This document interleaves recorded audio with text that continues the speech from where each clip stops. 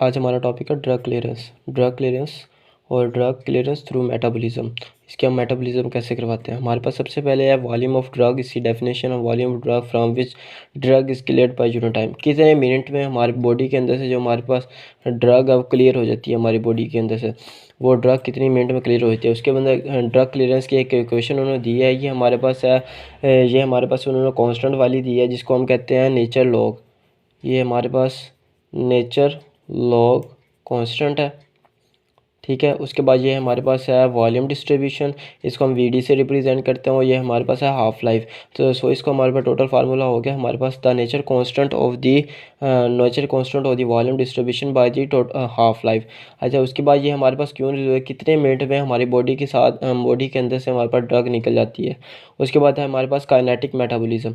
Kinetic metabolism का मतलब है कि हमारी बॉडी के अंदर दो किस्म के ऑर्डर रिएक्शन होते हैं। इसको एक को हम कहते हैं फर्स्ट ऑर्डर रिएक्शन और सेकंड को हम कहते हैं second order zero order reaction.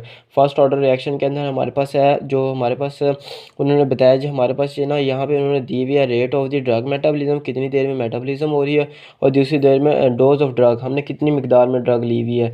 जैसे कि हमने उन्होंने बताया हुआ है कि माइकोलिस यहाँ पे जिक्र किया, ये माइकोलिस मेंटेन इक्वेशन है, ठीक है। इसके अंदर हमारे पास उन्होंने बताया rate of the elimination is directly proportional to the drug constant. कितनी देर में हमारे बॉडी के अंदर से, ये हमारी बॉडी है, ठीक है, और ये कितनी देर में हमारी बॉडी से ड्रग निकल रही है। और ये डायरेक्टली प्रोपोर्शन है हमारे पास, डायरेक्टली प्रोपोर्शन है किसके, rate of elimination directly proportion to the drug concentration. ये ड्रग कंसंट्रेशन के डायरेक्टली प्रोपोर्शन होगी, क्यों जितनी ड्रग निकलेगी हमारी बॉडी से उतनी हमारे पास ज़्यादा होगी हमारी बॉडी के अंदर, उतनी एलिमिनेशन रेट भी ज़्यादा होगा। जितना एलिमिनेशन ड्रग हमारी बॉडी में कम होगी उतना एलिमिनेशन रेट भी कम होगा, जैसे कि वाइस वर्सा, ठीक हो गया। उसके बाद है टाइम हमारे पास कांस्टेंट रहेगा। टाइम जितना भी है, अगर डोज हमारे पास एलिमिनेशन रेट के अंदर हमारे बॉडी के अंदर ड्रग निकल रही है उसका एक फ़िक्स टाइम बताया हुआ है उन्होंने, जितनी देर में ड्रग निकलेगी। अगर हमारे पास ज़ीरो ऑर्डर फर्स्ट ऑर्डर में निकलेगी तो हमारे पास जितनी मिकदार में डोज निकलेगी उतना ही टाइम लगेगा, जिसके टाइम के मुताबिक हमारे पास टाइम होता है हाफ लाइफ के अंदर। हाफ लाइफ किससे रिप्रेजेंट करते हैं, हम रिप्रेजेंट करते हैं 50% से। हमेशा हाफ लाइफ रहेगी, इसकी 50% हो जाएगी, हाफ लाइफ होगी हमारे पास 25 और इसकी हाफ लाइफ होगी 12.5, ठीक है। हर एक की कांस्टेंट टाइम के बाद कांस्टेंट टाइम की हाफ लाइफ होती है, जिसके अंदर हमारे पास ड्रग की जो एलिमिनेशन होती है कम गिरती रहती है। उसके बाद क्योंकि प्लाज्मा कंसंट्रेशन यहाँ पे जो होगी वो कम होगा, वहाँ से ड्रग ज़्यादा से ज़्यादा निकलेगी किडनी के थ्रू, उतने ज़्यादा से ज़्यादा हमारे पास बॉडी से ड्रग निकल जाएगी।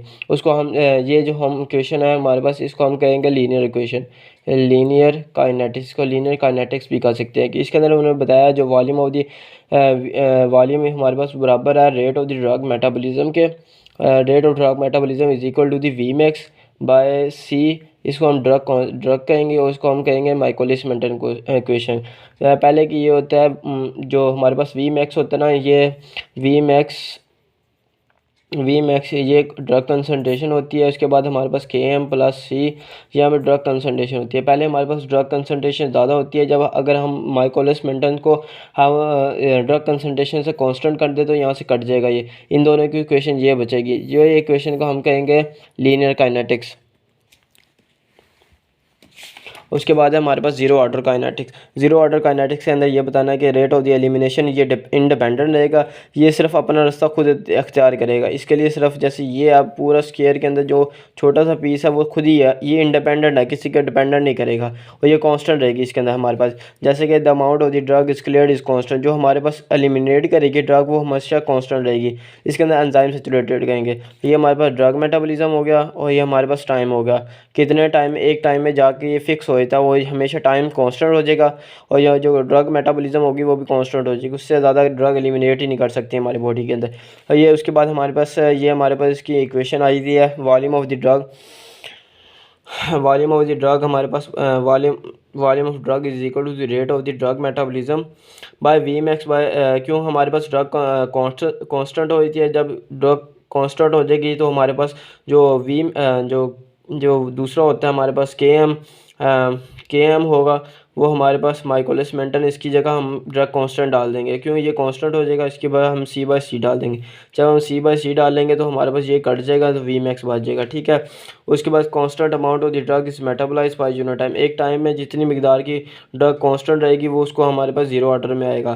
The rate of the elimination is constant, वही बता रहे हैं कि जहाँ पे जो एलिमिनेशन रेट होगा कांस्टेंट रहेगा, वो किसी पे डिपेंडेंट नहीं करेगा। यहाँ पे डिपेंडेंट था, यहाँ पे रेट ऑफ दी, यहाँ पे टाइम से डिपेंडेंट था। डोज ऑफ ड्रग, जितनी हम डोज दे रहे हैं उतनी उतनी ही एलिमिनेशन हो रही है यहाँ पे, लेकिन डिपेंड नहीं हो रहा। यहाँ पे सिर्फ टाइम के साथ है, इसलिए डिपेंड नहीं करेगा। आज तक का समझ आया होगा, कुछ ना समझ आया तो कमेंट में मैसेज करना।